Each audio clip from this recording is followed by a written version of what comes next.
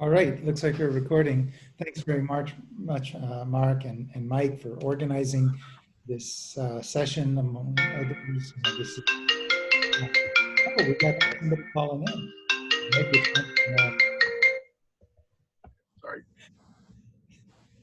okay, so yeah, thanks to you guys for organizing this. It's great that AAPT is running these kinds of sessions and trying to provide support and information to the community. It's exactly the kind of thing I like to see AAPT doing. So Mark had asked me to talk about, what I'm doing specifically with my teaching this fall, and I will get to that. I want to begin with some general things about what University of Texas at Arlington is doing. And it's, I've had lots of conversations with colleagues at other institutions around the country, and many places are coming to the same kind of conclusion, just as many places did the same thing in the spring, where spring break was extended 1 week, and all of us had 1 week in which to convert our courses into an online course. So very similar responses in many places. I think everybody's sort of scrambling and saying to each other, now, what are you guys doing? What are you guys doing? So first, a bit about UT Arlington. We are a large, comprehensive, urban research one university.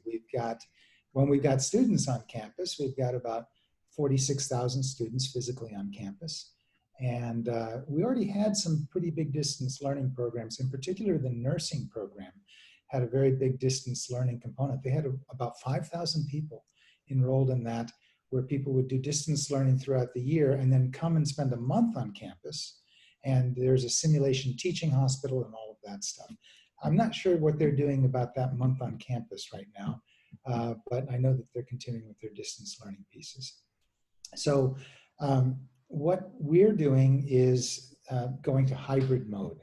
So courses, if they're a large section course so that you just cannot physically separate people in a room, then those courses are going all online. Other courses, that might typically have anywhere from 20 to 50 students in a section, they're being given a room in which you can separate the students if not all of them are there at a given time. And so there will be physical lectures, but if it's, say, a Monday, Wednesday, Friday class, a student might only come on a Monday, or they might only come on a Wednesday. So they're physically there only for a limited time. And then those lectures are being recorded and broadcast to the other students who are physically not in the classroom. And then there are some courses that are only doing physical presence for exams, because the issue of exams with especially the lower division courses, that's a big issue. We have a course management software called Canvas, and Canvas has got a lockdown browser that doesn't allow you to have other kinds of browser windows open. You can't go Googling for answers, etc. And your camera is supposed to be on so you can see if the student actually walks away, and but there's still problems with that. So actually, for some of these large courses, they will have in-person exams on campus and have them socially distanced enough so that so it's relatively safe. And then there are a handful of courses that are just going completely face-to-face if it's a very small number, and if that's what people want to do. So I'm teaching a graduate course this semester, and I usually teach this course in the fall, Graduate Classical Mechanics. And it's a course that all of our first year students take, and I've got 11 students in my class. Now, one of my students actually has some health issues and was actually admitted last year but deferred a year because of these health issues. And so this particular student contacted me and said, I really don't want to be physically on campus. And I said, that's fine. You can have your class completely online, but I'm going to do some kind of hybrid in class. And it turns out that all of our labs are going to be online as well. And so well, not all of our labs. There are a few labs that will still have physical lab that is only a relatively small number of students. The electronics lab and then the modern physics lab, we can cycle them through. So there are only 2 or 3 students in the lab room. And then we can have, have 2 adjacent lab rooms and then have 1 TA going back and forth between those sections. But most of the labs will be online. And so actually a student, especially a first-year student who would only be assigned intro lab courses, could be completely online if their courses were online and wouldn't have to physically be on campus at all. And I had some students who really wanted to do that, but I also had some students, particularly those who were new to campus and new to UT Arlington this year, true first-year students that we recruited from other universities, that did want to have some face-to-face because they felt that it was important to meet other students. And so not only me, but we as a faculty decided that we should consult directly with the students in our classes and find out exactly what do they want, and then try to fashion a course that tries to meet everybody's need. So my course will begin virtual to get everybody up and running. In fact, the first session, probably the first half of class, is just going to be working out the bugs in Teams, which is what we use. Now, Teams and Zoom, they have a lot of the same functionality. They're not identical, obviously, but Teams is what the UT Arlington system is using. It's a Microsoft product. And, but there are some bugs to work out with Teams. Zoom is actually easier for people outside the organization to come into, as we see here. But Teams works well within the organization. So I'm going to spend that first half of class really walking everybody through and making sure that they can use all of the functionality that I will be using in the class. And then after a few classes to work out the bugs with the online, then we're going to have some face-to-face classes. I've got at least 2 scheduled, and then I'm going to wait for feedback from students. Do students who are not there for that face-to-face feel that they're somehow really missing something? If so, then I would be hesitant to continue with more face-to-face classes, because I want to have an equitable classroom. I want everyone to have the same kind of experience and the same opportunity for learning. But again, I recognize the importance of students being able to meet each other face-to-face, because this is going to be their community in graduate school for the next several years. And it's really important that we build community. And actually, as a minor tangent along those lines, our Physics Graduate Student Association is going to be holding a series of online events, especially bringing all the first years together to try to build that community through these virtual events. So anyway, back to my class. So that's sort of the landscape.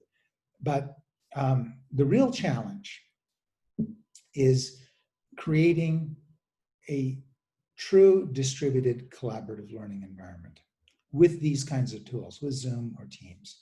Mark and I were just discussing this before everyone came on, that I certainly find these kinds of sessions much more exhausting than regular meetings. And so after the 6th hour on this kind of setup, I'm pretty gone. And I suspect a lot of students are going to be that way as well. So it's more important than ever to have active engagement in the class setting and to create that within this kind of an environment. So to begin with, there's a neat trick if you've got a Mac, and I believe this will work with a Windows computer as well, and an iPad. You can plug it in, and then you launch QuickTime. And then you tell it to record a movie from QuickTime, but you never actually start recording. And what that will do is display on your screen the iPad screen.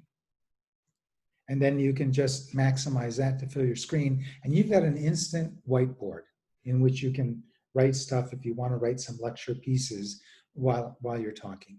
So that's a very, very useful tool to have, to be able to write those kinds of things. And I will be using that for explanation of some lecture points or for illustrating some solutions of problems. Now, my classes have been partially flipped actually for the past few years. So I do have a body of lectures that are available that I will just assign to students. And this would have been the case even if it was a regular class, where they have these lecture bits that they're assigned, they have reading that they're assigned, and before class, they're supposed to send email questions based on the lecture and their readings. Like, I know that no matter how well I try to explain D'Alembert's principle, they don't get it. They don't understand why. You know, what do you mean infinitesimal rotations and no net force? This is kind of nuts. And certainly reading Goldstein doesn't help. So I know that I have to go through that with students in class. So I know already some topics that will come up in the questions. But as you have in the flipped classroom, they're also supposed to be doing homework on their own and then bringing that to class and doing that in class in collaborative groups. And you're supposed to be monitoring that, and then students are presenting solutions. And I tell them, these are the homework problems. These are assigned ahead of time. And homework is not graded, but you must consistently attempt these problems and show that you are working on them. And the way you will do that is by taking a picture of your homework, saving it as a PDF, and then uploading it to the team's site. So before class, I will have seen how far students have got with those problems.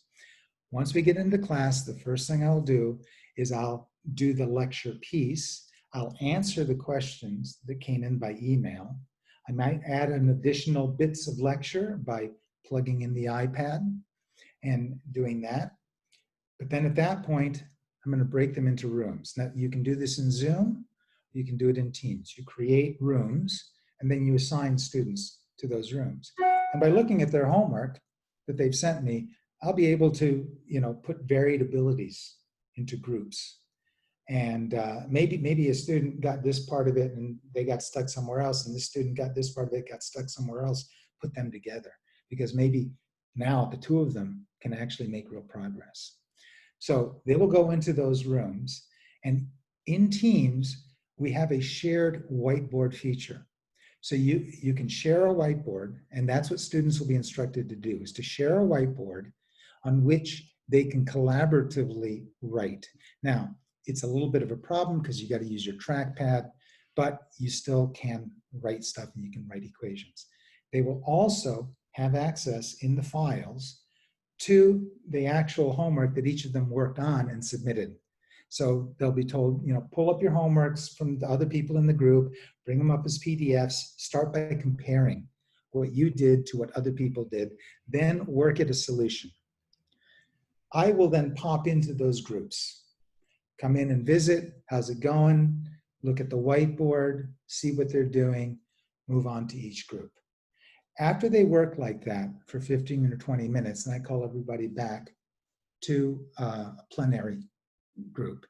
And if the problem is now solved, I'll simply ask one group to come forward that has the solution. And I've already told them both in emails that I've sent them already, plus the syllabus, at some point, every one of you will be presenting a problem through the shared whiteboard in class. So then they work out the solution. The goal is for them to understand how they apply these principles of advanced classical mechanics to solve categories of problems, and to understand, going well beyond, of course, what you get in classical mechanics as an undergraduate, but really to start to develop some deep understanding of, for example, constraints in Lagrangians and calculating forces of constraint.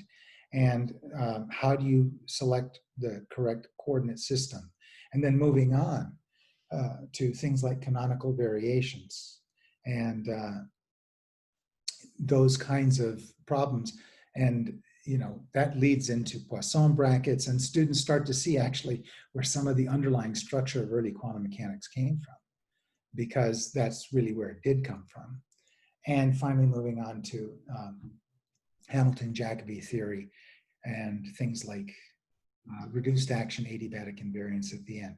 The idea is that in these work sessions, They are to learn how to apply these ideas to solve these classes of problems. And then we discuss the implications of that so that they can start to build coherent conceptual frameworks around these topics in advanced graduate classical mechanics.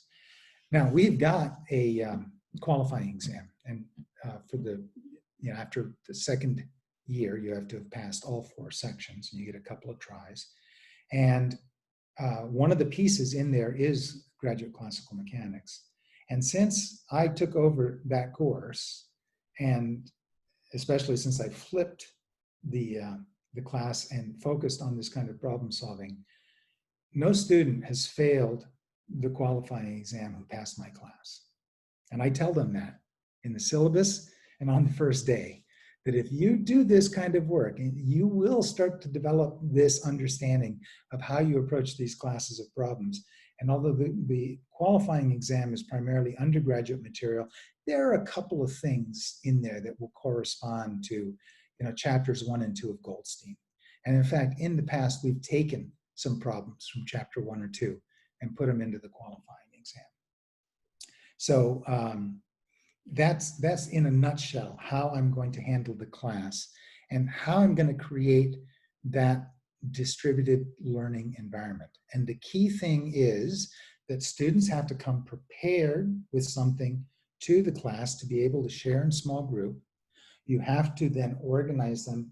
Now, if it's a big class, you just randomly organize them, put them into groups, and then pop in, visit those groups, see how they're doing, bring them back together, and then present some of that information so they start to understand how you approach these kinds of problems. And they'll, of course, need to know that for the exams. And my exams for graduate courses have always been take-home exams because I usually write an exam that's, anywhere between 3 and 5 hours to do. And so there's not class time for that. So all my graduate exams are take-home.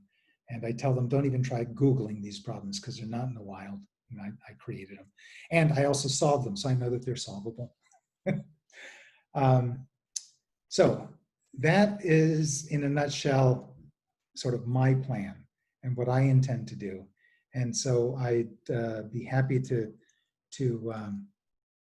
answer any questions. And oh, by the way, students submit exams to me by PDF. They always have.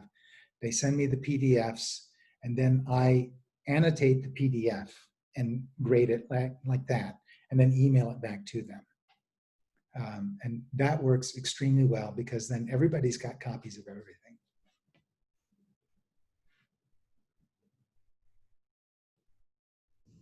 So let's see what people have said in the chat. So in the chat, we've been mostly talking about other ways of using iPads to display information and to write information, and we're talking a lot about different variations of programs and things. Right, whatever works for you. For me, I'm a simple person. All I need is a little whiteboard so I can write a few equations to illustrate or to draw some kind of diagram or something like that to illustrate some of the things that I'm trying to say. And I could use the shared whiteboard feature for that as well in the plenary channel, but I just get better control for writing with the iPad plugin. And yes, you can import other things into that screen, and it's just easy to do. I see Dan has a question. More of a comment. I was Julie Simon is one of my colleagues. I invited her to this session. Oh, we both teach in a graduate program at Penn State, and Penn State, we've been doing distance education for 29, 30, maybe 33 years now. Doing it online for the last 20 years or so, since almost 2003 is when we went completely online. But we teach in a very similar to what was just being described, in that we've got, Julie this semester is going to be teaching in a classroom with about 15, I think there's 19 students enrolled in her class. Her classroom that she's going to assign will hold 15. In addition to, I've got 20 resident students, first year PhD and master's students in our acoustics program, taking the fundamental courses that we're teaching. In addition to those, we also have about 20 distance education students from all across the United States, Canada, Mexico, England, Italy, South Korea. So we've got half of our classes half of the classes resident students that are taking courses towards a PhD or master's degree. The other half are distance education students that are taking the same classes towards an online Master of Engineering. So we have an interesting hybrid, and we even do this when we're teaching in a classroom before COVID started. We teach in a classroom, physical classroom, with the resident students in the room with us at the same time that we're teaching. They're resuming that course, and we usually have, depending on the time of day and the course, I'll have anywhere from 5 to 8 or maybe 10 of my distance education students live participating in the lecture while I'm teaching in the resident classroom.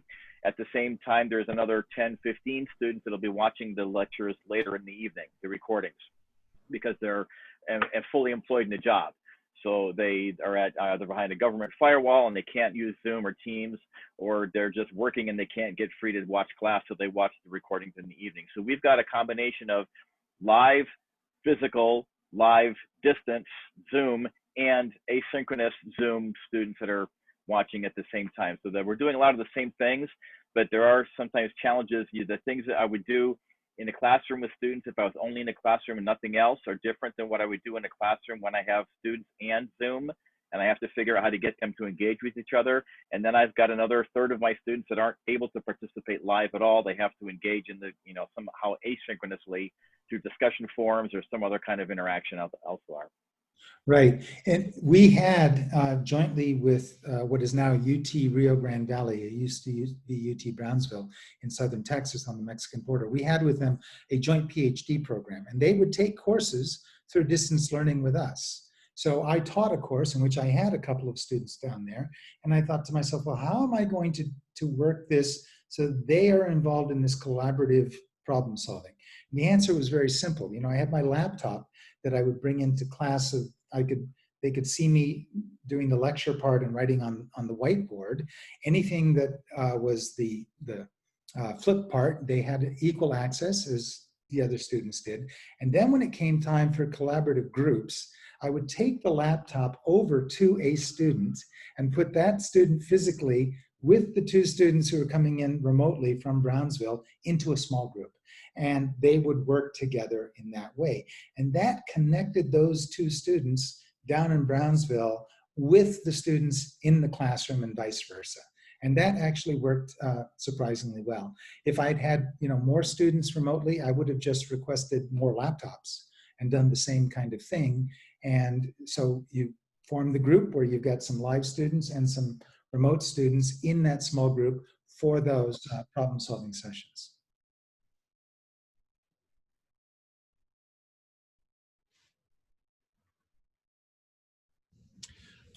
One of the other things that you mentioned as you're describing your setup was this idea of engaging the students in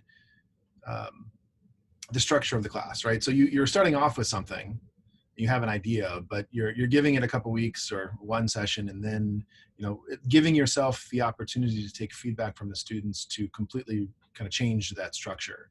And I think that's an interesting opportunity, and I'm curious, how that would work at other institutions, or if other people have thought about that. I mean, and clearly this is facilitated by the fact that you only have 14 students.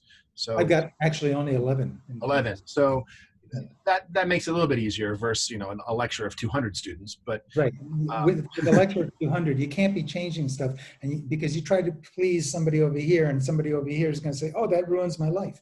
So you have to sort of lay out some ground rules. But with a smaller group, even if I had 20 students or 30 in an upper division physics class, something like that, I would still want to get a lot of feedback from them as to what was working for them, what's not working for them. Because, for these students, it's an enormous challenge. And I feel that it is my responsibility to do everything I can to keep them engaged and to give them the best possible experience that matches their needs. And so I have to keep that communication going with them to get that information back from them to make sure I can continue to adjust the class as necessary. I see Arthur has his hand up in a comment, maybe, or a question. Hi, Ramon. So, so thank you. That was a wonderful glimpse into your classroom, and first year graduate level mechanics. And so there are two issues which really came up in the spring that we have to face in the fall. One was the one you addressed, which is what happens when we have to go completely remote or hybrid or whatever. And I saw that. The other part is that the George Floyd murder and the problem of inequities and social justice and restorative justice and bias. And the physics teacher magazine in May talked about gender bias.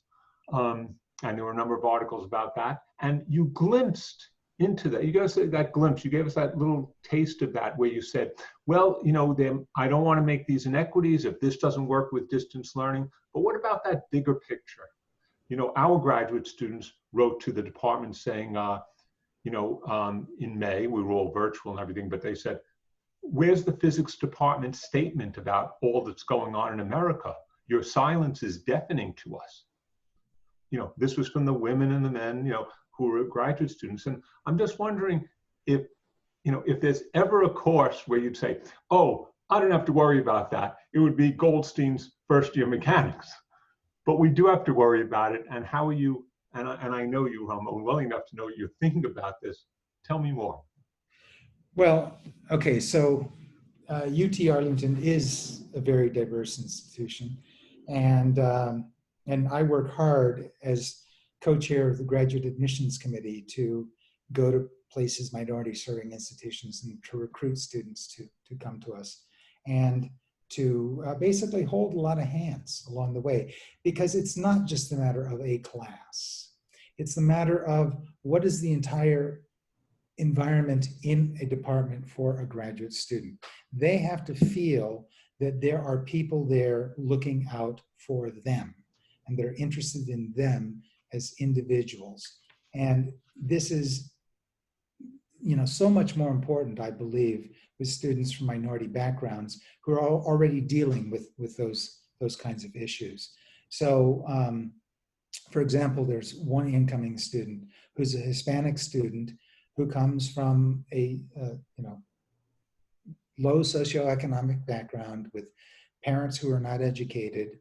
And this student went to a good school in California where the chair is a friend of mine, and I went there and visited that institution and met, you know, a bunch of Hispanic students and talked with them, and talked with this student in particular, and especially encouraged him to come.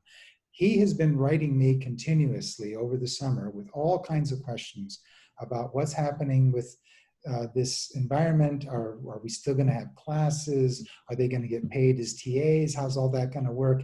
And he's exactly the kind of student who doesn't have anybody else to ask these questions, because nobody in his family or social circle where he lives has any experience with any of this. So I've been very attentive to answering his emails as promptly as possible. And so I would say that with every graduate department, you've got to listen to the students. So your students came to your department and said, we want X, we want you to say or do something. Well, in our department, that didn't happen. We didn't have that kind of issue, but we've got other issues. We've got issues of students who are coming from these backgrounds that they're now just extremely nervous and worried about how things are going to work and what's going to happen. And the best that I can do, and the department as a whole can do, is continue to reassure those students. And it's not just the graduate students; it's students across the campus. I mean, UT Arlington graduates the largest number of African-American bachelor's degrees of any institution in the state of Texas, even though there are institutions that are larger than ours, namely UT Austin and A&M. But we still lead in that area. And we're 35% Hispanic. And what I said in faculty meeting is that every professor should be starting now. This was our last faculty meeting last Friday.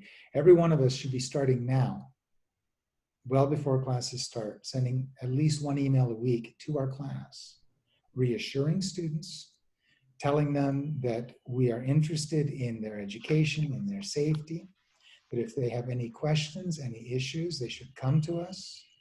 And because many of them are just, how is this all going to work? So continually reassuring students. I mean, you're going to help all students, but you're especially going to help those who are coming from backgrounds that are even, they're even more disconnected from these levels of higher education. So that's something that I certainly see that we can do, is to be as attentive to student needs as possible. Thank you, Ramon. Raymond, I see. There was another question, yeah? If you're speaking, we're not hearing you, so you must be muted. Yeah. Vaughan College is a Hispanic serving institution. And one of the things that has happened with this whole online business that we had to deal with in March were really inequities, because students don't necessarily have the kind of equipment at home that they can use. They come from families that, you might have 3 or 4 kids and 1 computer to use. So the question I have is that, is there any way that your university is dealing with that? Yeah, we've got equipment available for loan for students. If a student says, I simply don't have a computer, we have computers available to be checked out through the library. I don't know how many students have done that. I don't know if they've somehow run out of computers, but I suspect that if they were running low, they'd just go and buy a whole bunch more, because in fact, our president just established a fund for underrepresented students, lower socioeconomic students, for tuition waivers, $5 million a year for the next 5 years. So they do have money to address some of these issues. And I don't know, again, I know that we have this stuff available. I don't know people who've tried to get these computers, if they've been successful, and if it's oversubscribed or not. Those I don't have answers to. Yeah. But I do know at least there was such availability that was broadcast widely. Okay, thank you. And actually, probably the best way to handle that would be to buy inexpensive Chromebooks. Because a Chromebook, you buy an Apple laptop, I mean, you're going to spend $1,000, $1,100. You can buy 3 or 4 Chromebooks at the same price. Yeah. Now, they don't have local disk space, but you don't need that for these purposes. You just cache everything on a Google account, Google Docs. I see Dan has another question or comment.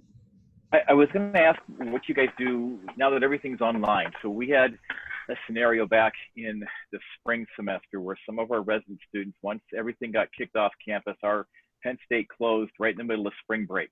So students were gone, they never came back. We had a bunch of our resident graduate students that, never went anywhere for spring break, but they were, after the campus closed, they were no longer able to get into our building to access the printers in the student area.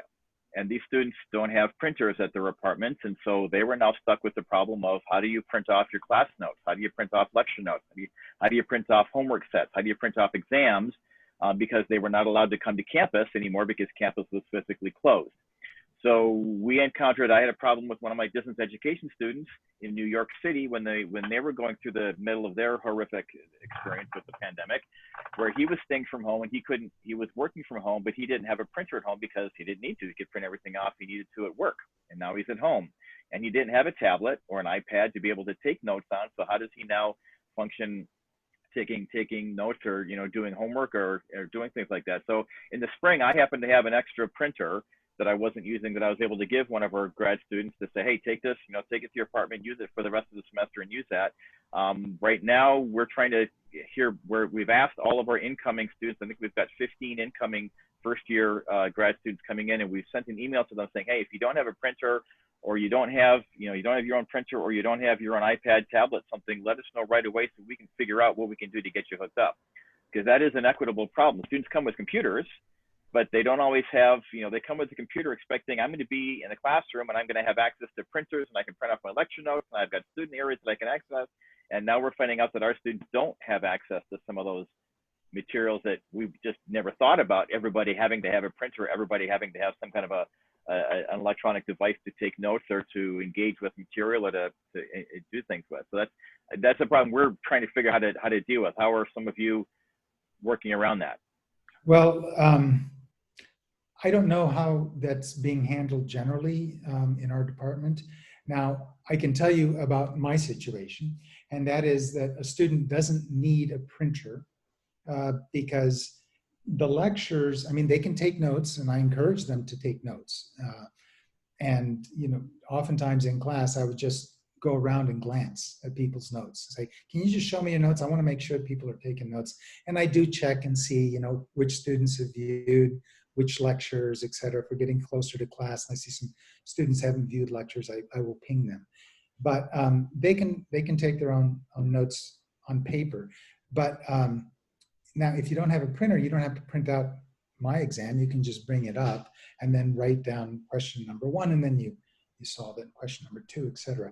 The challenge was more in the area of scanners, because I'm asking students to scan for my undergraduate classes, I also have the homework delivered electronically, and I ask them to write their homework, scan it, and then email me the PDFs. And some students were using you know, scanners on campus, but what I told students was, get Adobe Scan on your phone. It works actually surprisingly well. And just scan with the phone and send me those as PDFs. Yeah. And that solved the scanner problem because, you know, phone scanners work really, really well, make good PDFs. But as far as printers, now there might be other classes where, yeah, you know, they would need to print things. And I don't know, if I were teaching such a class, I would try to find other modalities, recognizing that not everybody's got a printer to make a hard copy. I wouldn't want to build something into the course that magnifies the inequity. And I would certainly ask students if they, and we did do that kinds of stuff. We did poll students. Do you have this? Do you have that? You know, have you got a computer that you can use for this class? Do you have a cell phone that you can use to scan? And everybody said yes. So we didn't run into the problem of what happens if somebody says no.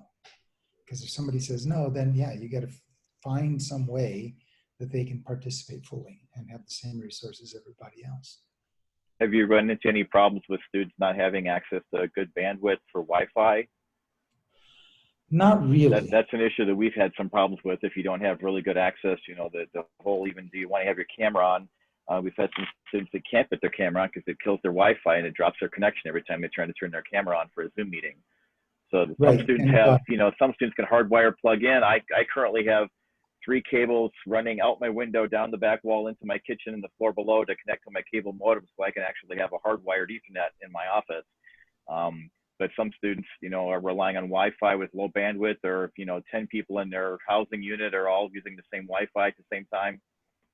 Yeah, I understand that the video, you know, does eat up the bandwidth. So oftentimes I'll just tell everybody, yeah, you can just turn off your cameras. You know, we don't really need to have them on for what we're doing here. And if you have a question, just use the raise hand feature and I'll keep an eye on that. So I will quite often just have everybody turn off the camera. Because in fact, I was experiencing those issues with my Wi-Fi. It wasn't the bandwidth coming into the house. It was just some Wi-Fi problems. And so I would just turn off my camera and say, hey, you know, it's just not working so well, so I'm turning off my camera. It's on a small tangent. Speaking of Wi-Fi and bandwidth issues, maybe you should tell everybody where you are, because you are not in Texas at the moment. No, I'm in Sao Paulo. So yeah, I'm in Brazil. But I'm staying at a hotel down near Avenida Paulista. That's a nice hotel. It's got excellent bandwidth and, you know, have no problem. But that is an issue here. I've talked to some friends, and, you know, in cities, students are able to do the distance learning. But when you get more out in the countryside, boy, bandwidth is a huge issue here in Brazil. And so they've been having some real problems with that. And I'm sure that in the US, there are certain rural areas, you know, if you're teaching in a rural school zone, that could be a serious problem, is that issue of bandwidth. And yeah, it's the bandwidth that makes all this stuff possible. It's the bandwidth now that people are realizing that they don't have to actually live where they live to do the job that they do. Not in all cases, but in many. And I think that there's going to be a big shakeout, you know, society-wide, once you know, we have an effective vaccine and people aren't worried about this infection anymore.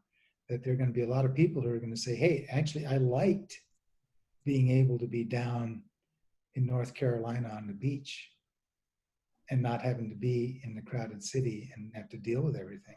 In fact, I'm selling my place, just moving there permanently. I mean, you have a lot of people doing that. So yeah, bandwidth makes everything possible. But for people who don't have bandwidth, it's a real problem.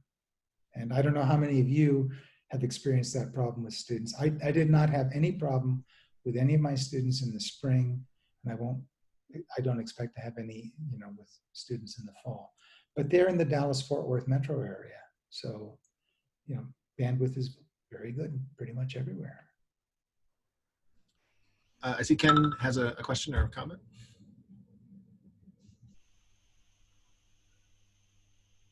If you're speaking, we can't hear you.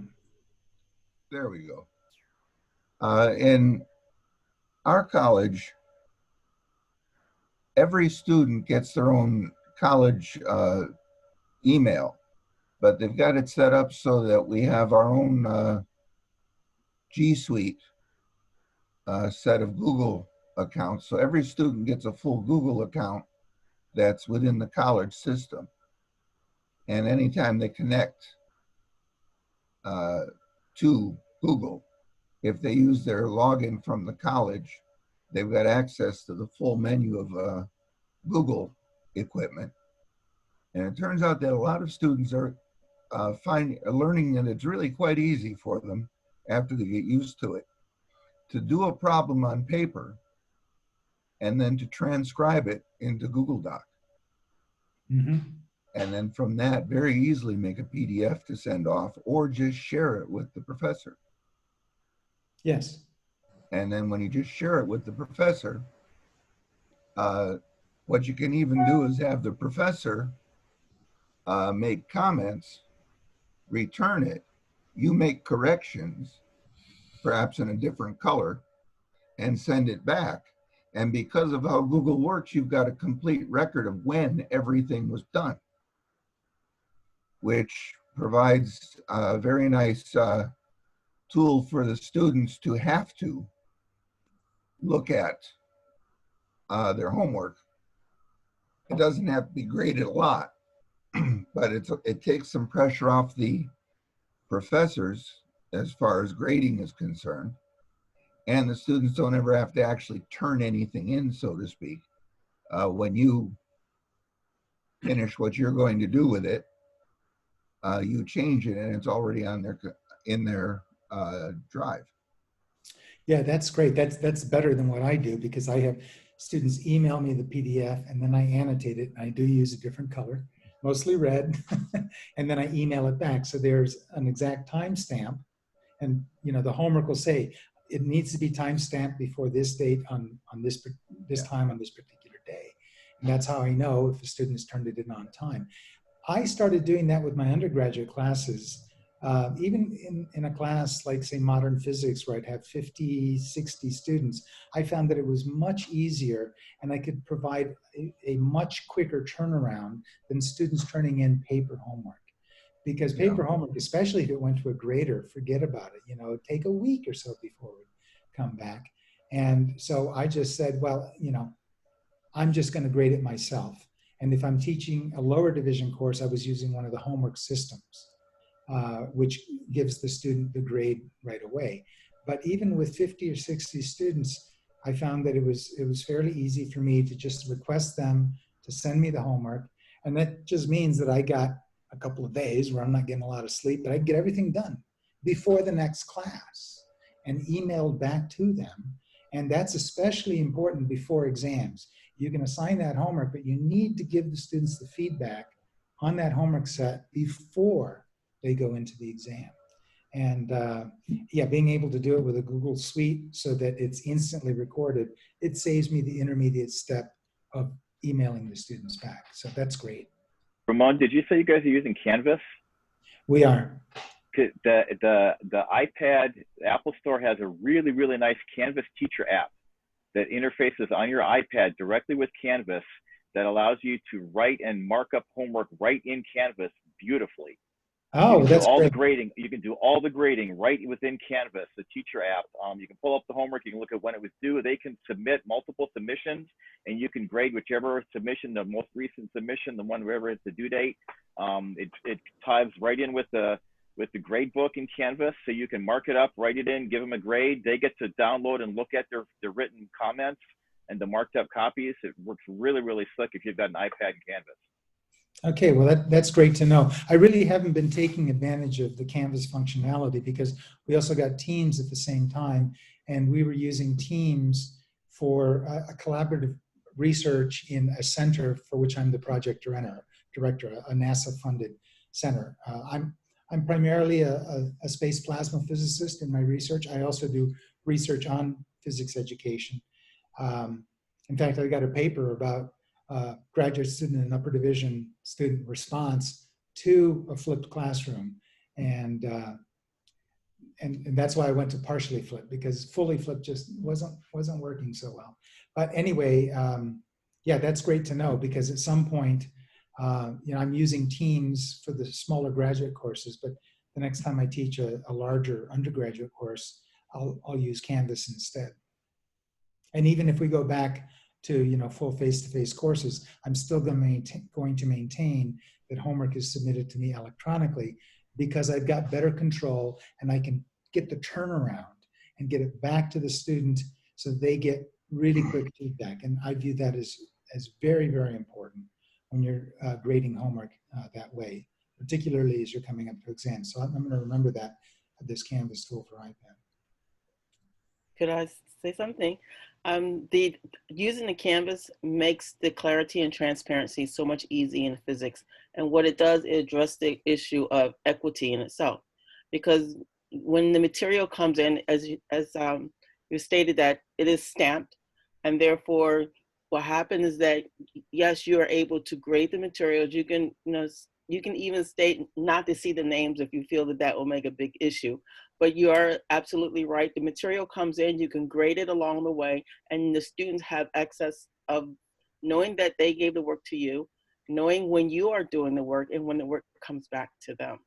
And that's very important, as you stated, that when you knowing that the work is getting back to them at a quick time fashion, so they are prepared for the next lesson or the next test that is coming about for them. So utilize, and the nice thing about the Canvas is what I do is I use a rubric. And by using a rubric, that means I have to sit there and think about what do I consider as let's say a scale 1 to 4. What is a 4? What is a 2? What is a 3? And what is a 1? So when I have that assignment in front of me, I can quickly, it's like grading, doing a judging. You can actually just hit the right buttons, and what it does, it calculates that grade for you automatically. If you want to go and annotate and put some special notes on it, there is a pen there for you to do that. But if you're doing it quickly, as like doing labs and things of that nature, or looking at problems and making sure they hit the important logic that you want them to have to get to the final answer, that is a great way. For me, Canvas is one of the best things I've used. It saves so much time in having a class of 30 to 40 students and reproducing that work back to them. Mm-hmm. Now, one thing I like to do with my homework return is, I might set a time for when the homework is due. And then as that homework comes in, I start grading, but I don't send it back all at once. I'll finish all of the grading, and then I create the mail messages with the annotated homework attached, but then I send them out all at once. So they're individual emails, of course, and it could be, say 40, like I had or 50 in modern physics. And then I just start clicking send, send, send, send. So everybody gets their homework back pretty much at once. Because what I don't want is for the homework to go back in sort of dribs and drabs. And one student is saying, hey, Juan Fulano over there, he got his homework already and I haven't seen it. And it's like the next day. I don't want students to feel that way. I want them all to get their homework back at the same time.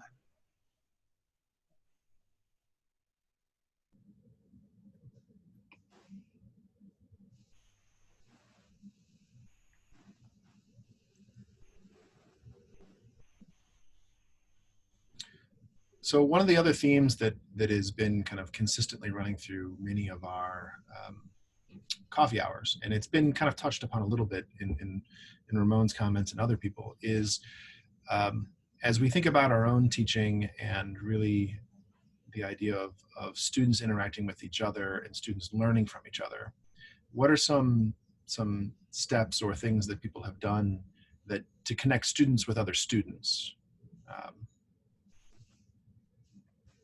We haven't done this much yet, but now that everything is online for us and we have this huge mix of both resident and distance education students, and the fact that our resident students this semester are no longer allowed into our building, where we normally have a big student area with 4 big large tables where all of our first year students tend to congregate around those tables and build community and work on homework together and discuss. They're not allowed to do that because we just don't have enough space for all of them to be able to socially distance. So we're going to be trying to implement several Zoom rooms for the students to congregate in, for maybe a Zoom room for each class that's going on, so they can, tonight's the fundamentals of acoustics class, and the Zoom room maybe with some breakout sessions for homework problems that they're doing. But we're going to be trying to encourage students to engage with each other through some kind of an online method, since we can't physically do it in purpose. And I'm actually hoping that doing this, because we have to right now, will actually do a better job of engaging our 2 sets of student groups, distance and resident students, in the future, if we can make this happen. Right, if they've never been connected, this would be a good thing. We're setting up Teams channels to do pretty much the same thing. I teach a undergrad class, but is more of intro to physics, which makes it very interesting in itself because you have all those who are coming from different disciplines into the class. So using the team of breaking them down, especially when you do think, pair, and share within the material, and that keeps them engaged, because the thing is, you don't want them to sit for a whole hour or 2 hours just listening to problems or listening to you. And what I found is when you actually do it face to face, the students really do enjoy the breakup, and they don't mind working with each other in a sense. So I knew that will work well on the online version. They don't need to get to know each other. They'll get to know each other through the conversation itself. Another thing that we do is we use a lot of videos. Since this is a generation that likes TikTok and things of that nature, having them doing discussion instead of using words, have them videotape themselves explaining something, and then have the students go and critique each of the other students through their video. And it worked very well because they were allowed to, they actually practice. A lot of times when they type things out, is you can see that where they probably copied it from Professor Google or something of that nature. But when you're actually speaking it out in words, they really are trying to show that they understand what they're saying. And therefore what happens, you have other, students who are critiquing them, and it does make a big difference in the class. And it keeps them engaged.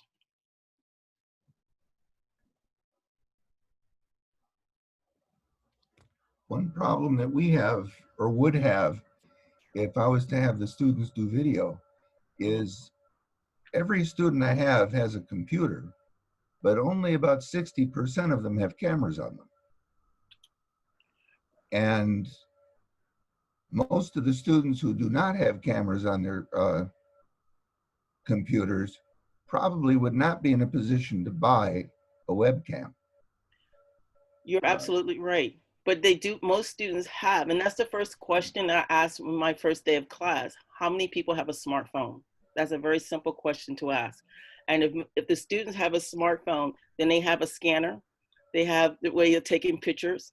So the question of doing a problem, take a picture of it and scan it to me. That is not difficult. Giving them, a period of time, maybe 1 or 2 hours after the class or during that period, to make sure that I receive the work. And therefore, I know that it's actually coming from them. And most of them have, they have a camera. They do have a way of taking a video of themselves. The question is giving them a period of time in order to, upload that video to me because of their data plan or things of that nature. So you take consideration of what is available for them, but you also, have to work with them and saying that how are we going to make this work together so that I can get what I need and you can give me to show me what you understand. There's a lot of flexibility that that we can do. Because with I see a comment, by calculus-based the way. physics, I just can't picture having them explain calculus-based physics to me without having significant stuff written out or drawn. You can, just as like you can sit there and explain to them a particular, I'm not saying, you can talk about a particular problem, how I would approach the problem. That would be, I had one of the professors who did that as a preliminary to an exam. So it's giving you a problem, how would you solve it? And it was not difficult for the student to literally put their phone at a certain angle and talk about how they were solving the problem as they're solving the problem on paper. And that is what we had to do our physics or our PhD qualifying exam through Zoom this year. And so we had 2 students that held their cameras up so that we could see their hands writing on the paper. They didn't have an iPad. They didn't have like a webcam. They just took their phone, held it up above their paper and wrote on it with their hands while they were talking through their answers to the math that they were working on. It worked really, really well. It does. Low tech sometimes is good tech, even though it's high tech. In the comments, there's a comment from Dan Russell to everyone about using short videos for conceptual questions on midterms. And actually, that reminds me of something with regard to conceptual questions. When I was doing classroom lecture, all of the lectures were peer instruction oriented. So, several concept questions. And even for my upper division courses, I would just come up with my own concept questions. In particular, for upper division physics courses, a lot of the concept questions would be on the mathematical formalism and the connection to the physics, because if they couldn't do those things, they weren't able to proceed. But also in my graduate courses, I created, some concept questions. And one of the things about going to an online lecture is that you lose the ability, or a pre-recorded online lecture for a flipped kind of setup, is you lose the ability to have students dialogue about those concept questions. So there definitely is a loss with the flipped class, that you lose that peer instruction component and that synchronous interaction. So what I've done is I still embed questions, and I will tell them at this point, pause the video and think about it and write down your answer. Don't just think about what your answer is going to be, just write it in your notes and then continue the video. And then when the video comes on, I give the correct answer and describe it and say, if you didn't get this, this is an important thing for you to think about and maybe ask a question for class. On that note, this is a tool that is probably much more prevalent in the K-12 world that would help with exactly what Ramon was saying about pausing the video. I'm not sure if anyone's experimented with Nearpod, which actually allows you, think of it like a Google slideshow that you can embed clicker questions in, but then run it asynchronously. So you can embed your video, they watch a video up to a point, then it automatically advances to the clicker question. And then when they give the answer to the clicker question, which then you also get to see their responses, then it goes to the next video segment, and then it just kind of keeps going through like that. Yeah, what I'm using for my my lectures that I pre-record is EduCreations. So you go to educreations.com, and it's not a video of me, it's the actual screen, and I'm writing out lecture, and you can import pictures and things like that. But I find that it works really well. It's not a UT Arlington thing. I pay $100 a year to have my account. That's it.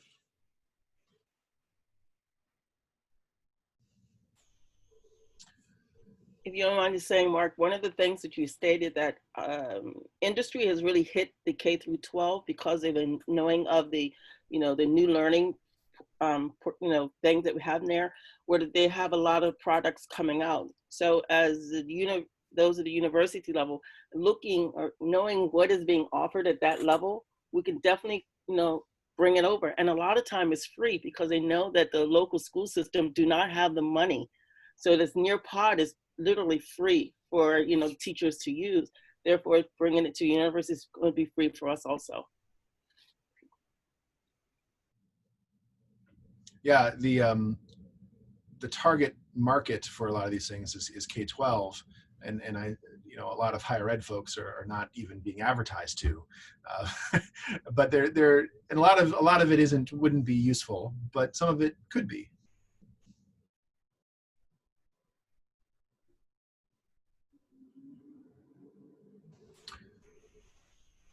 So with that too, I'll point out we are coming to the end of our hour. If there's any one last important question that we can ask our host,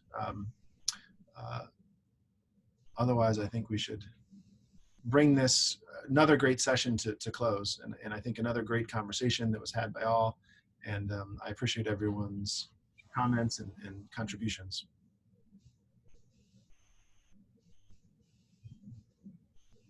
Thanks once again. Good job.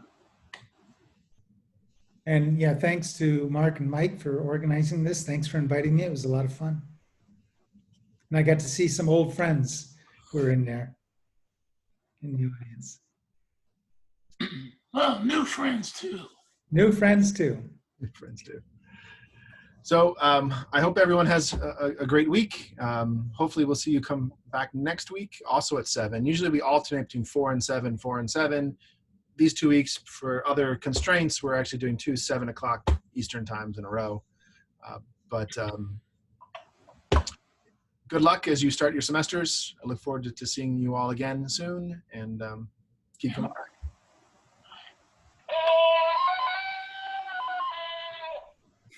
back.